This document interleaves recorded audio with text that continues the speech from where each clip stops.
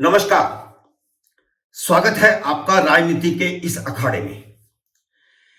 मित्रों, 30 मार्च के अपने वीडियो में मैंने जर्मनी के विदेश मंत्रालय के प्रवक्ता का वह बयान बताया था जिसमें उन्होंने कहा था कि राहुल गांधी सूरत की कोर्ट के फैसले को सेशन कोर्ट में चुनौती देंगे।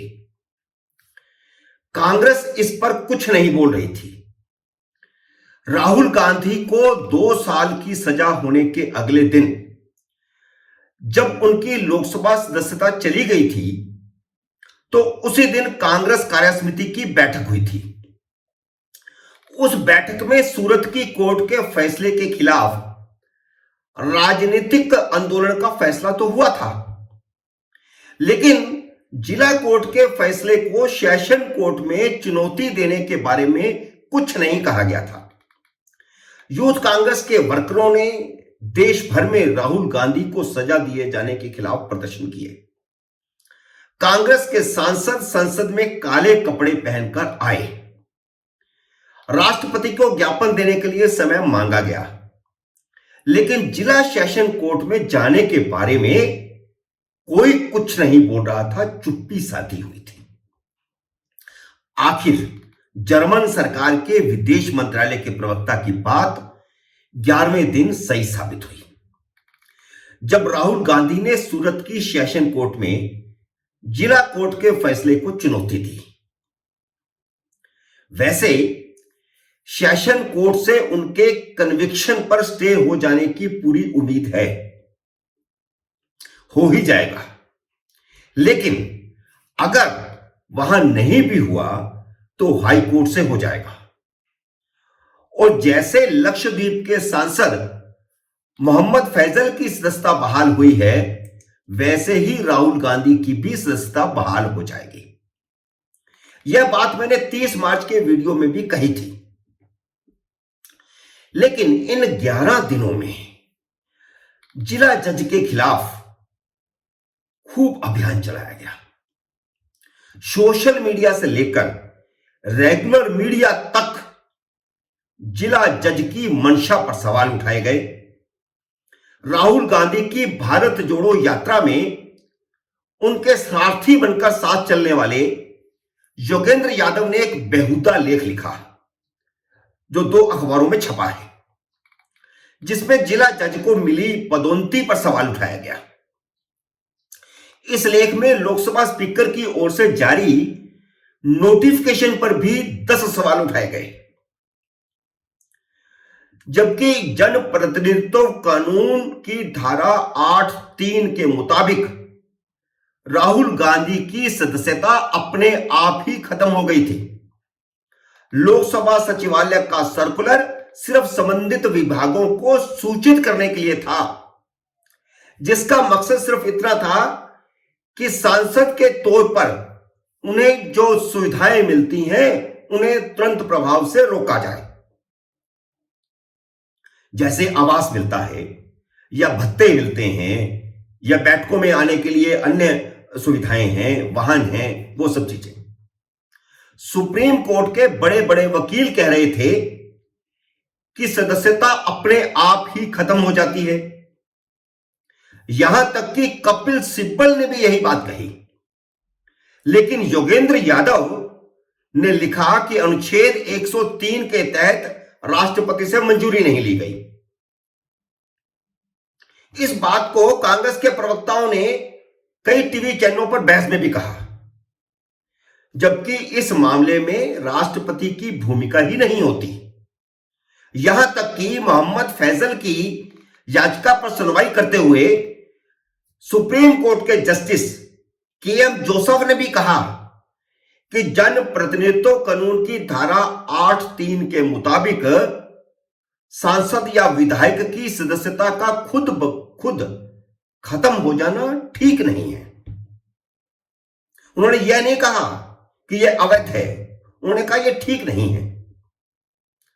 जस्टिस जोसेफ ने कहा कि जजों को फैसला देते समय, मंत्री लोअर कोर्ट को कह रहा है, जिला जज हो या सेशन कोर्ट हो या फिर हाई कोर्ट हो, उनको फैसला देते समय इस बात का ध्यान रखना चाहिए कि उनके फैसले से सांसद या विधायक की सदस्यता जा सकती है।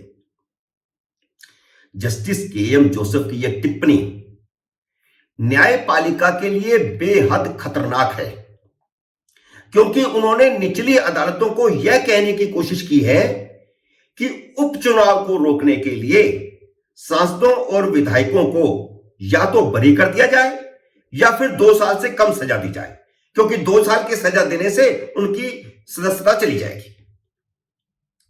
वैसे जस्टिस के.एम. जोसेफ की इस टिप्पणी से कोई फर्क नहीं पड़ता, क्योंकि अपने आप सदस्यता खत्म होने का फैसला 5 जजों की संवैधानिक पीठ का फैसला था, जिसे 7 जजों की पीठ ही बदल सकती है। कोई के.एम. जोसेफ नहीं बदल सकता, जो 16 जून को वैसे भी रिटायर हो रहे हैं। लेकिन सवाल यह है कि राहुल गांधी ने योगेंद्र यादव जैसे लोगों से लोकसभा स्पीकर को बदनाम करने के लिए यह लेख लिखवाए और कांग्रेस के प्रवक्ताओं से यही सब बातें टीवी चैनलों पर कहलवाई, जो कि पूरी तरह गलत थी। 11 दिन तक न्यायपालिका और लोकसभा सचिवालय के खिलाफ अभियान चलाया गया। हालांकि यूथ कांग्रेस के कुछ हजार कार्यकर्ताओं के सड़कों पर उतरने से और हुड़दंग मचाने के से कोई फर्क नहीं पड़ता। पूरे देश भर में राहुल गांधी और कांग्रेस को कोई समर्थन नहीं मिला, सिवाय इसके कि कांग्रेस के कार्यकर्ता सड़कों पर उतरे और विपक्ष के नेता उनके साथ खड़े हुए। इसके सिवा देश में कोई फर्क नहीं पड़ा है। उन्हें कोर्ट में जाना ही था। यह बात राहुल गांधी ने जर्मनी और अमेरिका को पहले ही बता दी थी, सिर्फ देश को नहीं बता रहे थे। और उस अमेरिका और जर्मनी को पहले बता दी थी जिनके इशारों पर वह भारत में लोकतंत्र को अस्थिर करने की कोशिश कर रहे हैं, न्यायपालिका को बदनाम करने की कोशिश कर रहे हैं। आखिर 11 दिन का ड्रामा करने के बाद राहुल गांधी सेशन कोर्ट गए। अगर उनके दिल में न्यायपालिका के प्रति जरा भी सम्मान होता तो जिला कोर्ट के फैसले के अगले ही दिन वह सेशन कोर्ट चले जाते। जैसे 11 दिन पॉलिटिकल ड्रामा किया गया, वैसे ही सेशन कोर्ट में फैसले को चुनौती जो दी गई, उसे भी पॉलिटिकल इवेंट के तौर पर इस्तेमाल किया गया। जब किसी निचली अदालत के फैसले को ऊपरी अदालत में चुनौती दी जाती है, तो मुजरिम के खुद हाजिर होने की जरूरत नहीं होती। वकील वकालतनामा पेश करता है और निचली अदालत के फैसले को चुनौती की याचिका लगा देता है। इस पर कोर्ट या तो तुरंत निर्णय दे देती है, स्टे लगा देती है, या दूसरी सुनवाई में स्टे लग जाता है या नहीं लगता, जो भी फैसला कोर्ट को करना हो। राहुल गांधी पहले तो जब दिल्ली में हवाई जहाज पर बैठे और उनके साथ उनकी बहन बैठी काले कपड़े पहनकर, तो उसे एक इवेंट के तौर पर इस्तेमाल किया गया। फिर वह जब सूरत पहुंचे तो वहां कांग्रेस सेवा दल के कार्यकर्ता सफेद महात्मा गांधी की टोपियां लगाकर सत्यमेव जयते कहने वाले वहां पर मौजूद थे और नारे लग रहे थे। कांग्रेस के तीनों मुख्यमंत्री वहां मौजूद थे। गुजरात के सारे कांग्रेसी विधायक वहां मौजूद थे और जुलूस में शामिल थे, नारे लग रहे थे। यह आपराधिक मामले में सजा हुई है, उसे ऊपरी अदालत में चुनौती देने गए थे, लेकिन लाव लश्कर लेकर के ऐसे गए जैसे न्यायपालिका पर हमला करने जा रहे हों।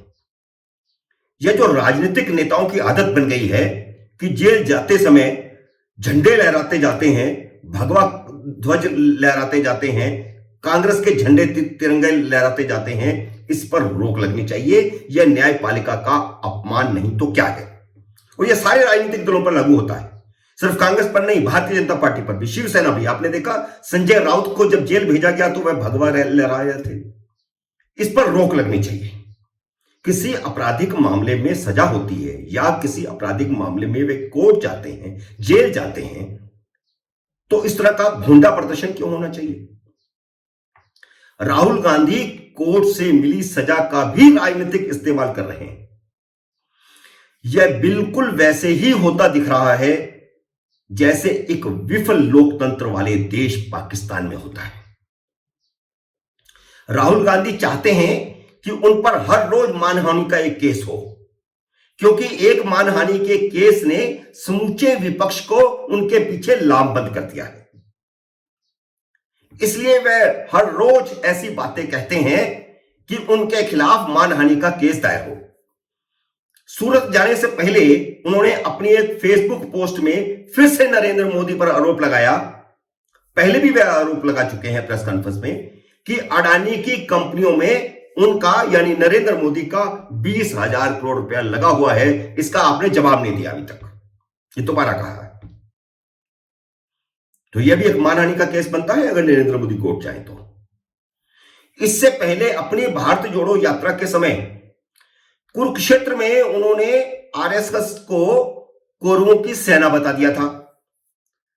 हरिद्वार में इस पर आरएसएस का एक कार्यकर्ता कोर्ट में गया है और उनके खिलाफ मानहानि का केस दाखिल हुआ है। ललित मोदी अलग से लंदन में मानहानि का केस दायर कर रहे हैं। इसी तरह सुशील मोदी के एक केस की सुनवाई 12 अप्रैल को होने वाली है और हो सकता है जो पॉलिटिकल ड्रामा आज सूरत में हुआ वह 12 अप्रैल को पटना में भी हो, क्योंकि इससे पॉलिटिकल माइलेज मिलता है, एक इवेंट बनता है। मित्रों, उम्मीद है मेरा यह वीडियो आपको पसंद आया होगा। इसे लाइक करिए और शेयर कीजिए। मित्रों, यह मेरा नया चैनल है, आपके आशीर्वाद की जरूरत है। कृपया मेरे चैनल को शेयर और लाइक के अलावा सब्सक्राइब भी करें और घंटी का बटन भी दबाएं। आपके आशीर्वाद की उम्मीद के साथ नमस्कार। मिलते हैं नए वीडियो में आपके साथ।